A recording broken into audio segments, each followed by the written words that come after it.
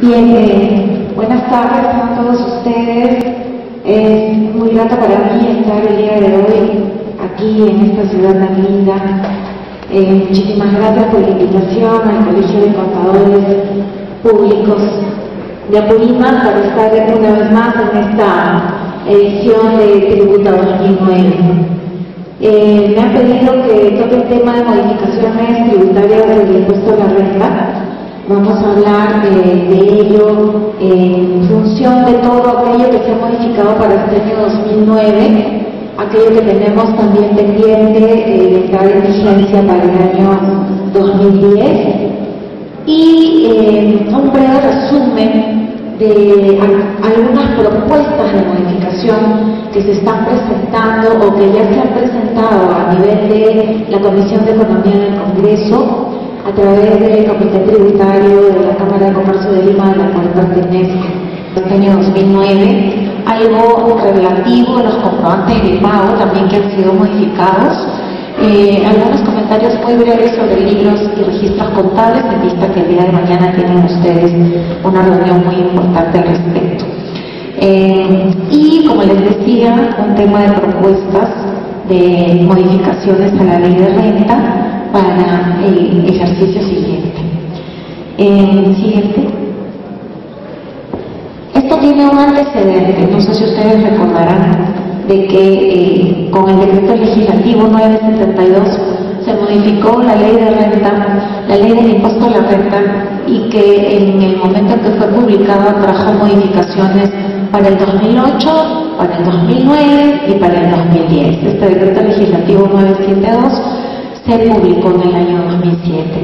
Y como cosa muy curiosa, ¿no?, cuando siempre la modificación de la ley de renta hacía referencia a modificaciones respecto del ejercicio siguiente, más no tenía un proyecto tan futuro como el de modificar además ya el ejercicio 2009 y el 2010.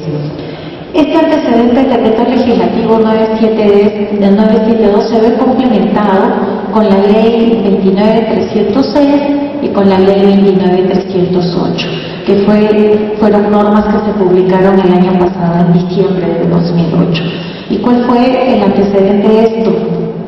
Estábamos en plena crisis internacional. La modificación respecto del impuesto a la renta y el tratamiento de las personas naturales a partir del 2009 iba a dar un giro radical y entonces hubieron muchos pedidos para que el ejercicio o aquello que se había modificado y que entraba en vigencia para el 2009 no se aplicara en su totalidad, en vista de que, por ejemplo, este decreto legislativo 972 contempló un cambio para que los intereses obtenidos en el sistema financiero, por ejemplo, en el caso de empresas, llegaran a ser intereses grabados a partir del año 2009.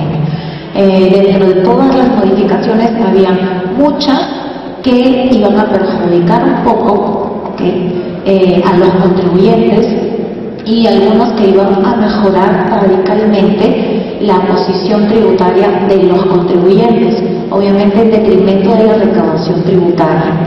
Por eso es que en algún momento se pensó que todo aquello que iba a estar en vigencia en el año 2009 iba a quedar en stand-by hasta que pasara este tema de la crisis. Además porque las ganancias en bolsa iban a ser grabadas ya y entonces iba a ser una medida contraproducente totalmente porque iba a desincentivar todas las inversiones. Así es que el Congreso de la República tuvo la idea, a pedido de muchos gremios también, muchos gremios empresariales, tuvo la idea de que este decreto legislativo 972 entrara en vigencia pero de manera parcial. Y algunas medidas que debían de haber entrado en vigencia este ejercicio han quedado suspendidas hasta el ejercicio 2010. Y justamente las medidas que sí han entrado en vigencia son aquellas que de una u otra forma alentarían la inversión, que es lo que necesita el Estado para poder no caer en este problema de la crisis internacional y la desaceleración de la economía nacional. Entonces, eso es lo que vamos a ver ahora. También tenemos las leyes, como les decía, 29.306, que modificó básicamente un tema referido a instrumentos financieros derivados, y la 29.308, que es la norma que entró en vigencia modificando la renta de las personas naturales, como lo vamos a ver a continuación. Y en paralelo también se modificaron algunos puntos del reglamento de la misma ley de renta, y también algunos reglamentos se publicaron referidos a la fiscalización de las ONG. Eso es lo que vamos a ver en detalle a continuación. En la siguiente. Ok. Vamos a hablar un poquito entonces en orden de la ley 29.306. El tema está relacionado con los instrumentos financieros derivados. Muchas gracias. El tema está referido a los instrumentos financieros derivados. Ustedes saben que, sobre todo en el ejercicio anterior, o sea, 2008, 2007, en estos dos ejercicios, las empresas tuvieron que buscar mecanismos para cubrir sus riesgos. Por ejemplo, notaban que había mucha fluctuación en el tipo de cambio en las operaciones, notaban que había mucha fluctuación en el precio de los metales, en el cobre, en el zinc, en el níquel, etc. Y notaban también que este tipo de variaciones importantes o de variaciones en el precio o de las tasas de interés inclusive hacían de que pongan en riesgo, la marcha del negocio. Por eso es que utilizaron con mucha frecuencia los instrumentos financieros derivados, que no son otra cosa que instrumentos que utiliza una empresa para coberturarse justamente de esos riesgos. Entonces hay una situación en la cual yo como empresa fijo un precio, me adelanto, tengo que hacer alguna especie de análisis para poder saber si el precio que estoy fijando, para que quede congelado con la entidad bancaria, por ejemplo, sea un precio que me asegure cubrirme del riesgo. ¿Bien?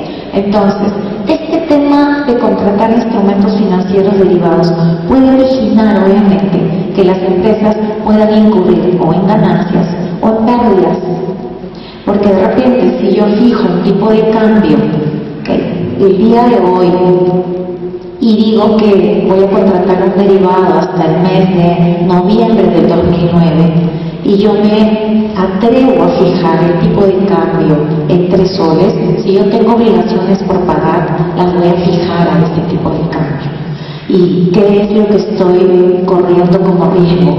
De que a la fecha del cierre de la posición este tipo de cambio no sea 3 soles, sino de repente 2.80, en cuyo caso, si yo me endeudé, de hecho que voy a tener ahí una variación importante. Y si el tipo de cambio cerró en 3.20, pero yo me aseguré en 3 soles, de hecho que me cubrí bien y quizás gané, ¿sí? Entonces, estas figuras que se utilizan a nivel financiero originan, como les dije, o una pérdida o una ganancia.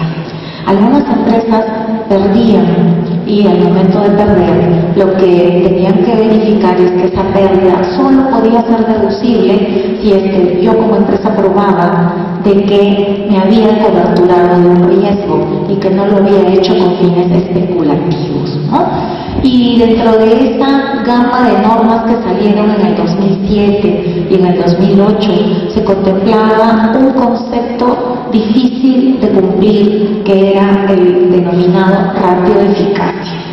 Ese ratio de eficacia, que era una formulita que la Administración Tributaria rescató de la NIC 39, hacía que si superaba un determinado rango, ese instrumento financiero calificaba como uno de especulación y no como uno de cobertura.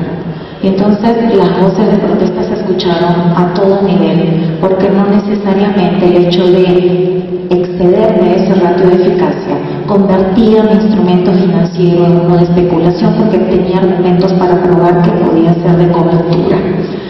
¿Cuál es el cambio con en esta ley 29.306? Que justamente lo que se ha eliminado es esa formulita de ratio de eficacia, que efectivamente era un elemento distorsionante.